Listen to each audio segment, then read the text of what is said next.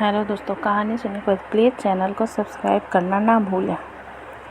ये कहानी एक बुजुर्ग व्यक्ति की है जो एक गांव में अपनी हवेली में अकेले रहते थे। इनके पास संपत्ति की कोई नहीं थी। चिंता थी तो बस अकेलेपन की, क्योंकि इनका सारा परिवार इनसे दूर हो चुका था। बुजुर्ग के 3 बेटे थे जो शादीशुदा थे। अक्सर बुजुर्ग अपने बेटे से मिलने के लिए तरसते रहते थे, लेकिन उनका एक भी बेटा उनसे मिलने नहीं आता। एक बार बुजुर्ग की तबीयत बिगड़ जाती है और गांव वाले उन्हें अस्पताल लेकर आते हैं। वहां उनका इलाज होता है और उनके बेटे को खबर पहुंचाई जाती है, लेकिन सभी कोई न कोई बहाना बनाकर आने से मना कर देते। बुजुर्ग आदमी को आखिरी वक्त अपने बच्चों से मिलने की तीव्र इच्छा होती है, लेकिन वह अपने बच्चों की जिद के सामने मजबूर होते हैं। अस्पताल से घर पहुंचने के बाद उन्हें एहसास होता है कि अब वह ज़्यादा दिन तक जीवित नहीं रहेंगे, इसलिए उन्हें अपनी संपत्ति अपने बच्चों के नाम करनी होगी। बुजुर्ग ये बात समझ चुके थे कि उनके बेटे कागजी कार्रवाई के लिए समय नहीं निकाल पाएंगे, इसलिए उन्होंने अपनी सारी संपत्ति बेचकर हीरे खरीद लिए और अपने बच्चे को यह बात बताई। तीनों बेटे हीरे की बात सुनते ही गांव जाने को तैयार हो गए। उन्हें लगा कहीं उनके पिता वह हीरे किसी को दान में न दे दें। तीनों भाई आनन फानन में अपने परिवार के साथ पिताजी से मिलने जाते हैं। जैसे ही उनके बेटे बुजुर्ग के सामने जाते हैं, उनकी आंखों से आंसू निकल जाते हैं। वह अपने बेटे को गले से लगाने के लिए हाथ फैला देते हैं, लेकिन बेटे आते ही साथ पूछते हैं, हीरे कहाँ हैं? पिता अपने बेटे के इस बात से बेहद दुखी होते हैं। उन्हें एहसास हो जाता है कि मेरे बेटे केवल संपत्ति के लिए आए हैं, मुझसे मिलने के लिए नहीं। तभी बुजुर्ग अपने कमरे से हीरे की पोटली लाने को कहते हैं। उनका सबसे छोटा बेटा दौड़ता हुआ कमरे में जाता है, वह पोटली उठाकर ले आता है। सभी की आंखें हीरे देखने के लिए बेसब्र रहती हैं।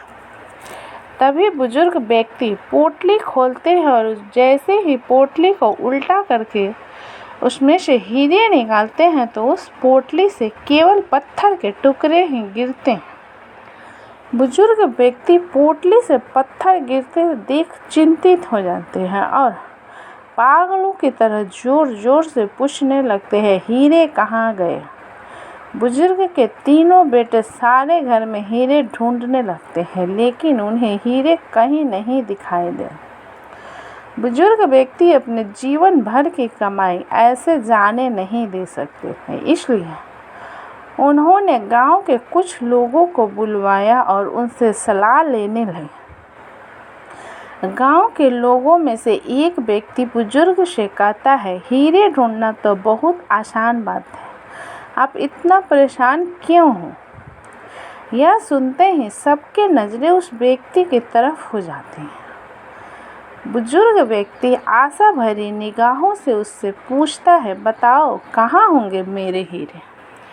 वह व्यक्ति एक नाई था। उसने कहा, मेरे पास एक ऐसा तेल रखा हुआ है जिससे आँखों में लगाने से व्यक्ति सच बोल देगा, और यदि वह झूठ बोला तो वह दर्द से तड़पने लगेगा और हो सकता है वह अंधा भी हो जाए। किसी को नाई की बात का यकीन ही नहीं हुआ। तभी बुजुर्ग व्यक्ति ने कहा, क्या ऐसा तेल होता है? तभी नाई ने जोश भरते हुए कहा, हाँ बाबूजी, मेरे पास ऐसा तेल है कि अभी पता चल जाएगा आपके हीरे किसने लिए। नाई जल्दी से जाकर कांच की बहुत सुंदर बोतल ले आया जिसमें नीले कलर का पदार्थ मौजूद था। तेल की बोतल देखते ही बुजुर्ग का बड़ा बेटा कहता है, भला हम तुम्हारी बात का यकीन कैसे करें कि झूठ बोलने वाला ही अंधा होगा। तभी नाई सभी के बीच में से उस इंसान को बुलाता है जिसने पहले भी एक बार गांव में चोरी की थी और अपनी गलती भी नहीं मानी थी।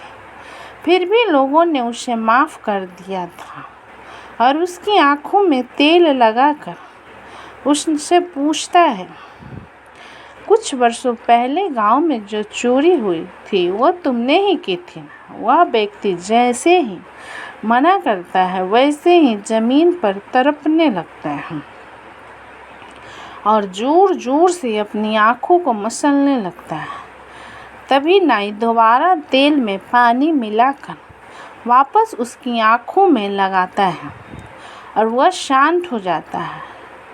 वहाँ खड़े हुए सभी लोग यह देखकर हैरान रह जाते हैं। तभी बुजुर्ग घर में मौजूद सभी लोगों की आंखों में तेल लगाने को कहते हैं ताकि हीरो की चोरी का पता लगाया जा सके। लेकिन अचानक बुजुर्ग का छोटा बेटा उसके पैरों में पकड़कर रोने लगता है और कहता है, बाबूजी मुझे माफ़ कर दीजिए। हीरे की चोरी मैंने ही की है। मैं सबसे पहले ही घर में आ गया था और आते ही आपके कमरे में प्रवेश किया और वहाँ मुझे वह पोटली नज़र आए। मैंने उसमें से हीरे निकाल कर रख लिए और पत्थर के टुकड़े वापस पोटली में ही डाल दिए। बुजुर्ग व्यक्ति को अपने बेटे की बात सुनकर बहुत दुख हुआ और उन्होंने नाई को धन्यवाद देते हुए कहा, आप तो भगवान हैं जो इतना बड़ा चमत्कार पल भर में कर दिए। तभी नाई मुस्कुराते हुए कहता है, जी नहीं बाबूजी, मैं तो एक साधारण इंसान हूँ और मेरा यह तेल भी सामान्य तेल है जिसमें मैंने नीला रंग मिलाया हुआ है। यह कोई चमत्कारी तेल नहीं है। और वह व्यक्ति यह तरकीब जानता था जिसे मैंने पहले से ही कह दिया था। मेरे प्रश्न पूछने के बाद विचित्र क्रियाएं करने लगना। सभी नाई की बात सुनकर उसकी बुद्धि की बहुत तारीफ करते हैं। बुजुर्ग व्यक्ति को समझ में आ जाता है कि नाई ने अपराधी का पता लगाने के लिए यह खेल खेला और बुजुर्ग उस पोटली से कुछ हीरे नाई को दे देता है और बचे हुए हीरे अपने बच्चे को सौंपकर हमेशा के लिए अलविदा कर देता है। तो आज की यह कहानी कैसी लगी मुझे कमेंट बॉक्स में ज़रूर लगे। अच्छी लगे तो प्लीज़ लाइक करें, सब्सक्राइब करें एंड शेयर करें। मुझे उम्मीद है आपको बहुत कुछ सीखने को मिला होगा, इसलिए मेरे चैनल को सब्सक्राइब करें। अपना कीमती समय देने के लिए धन्यवाद।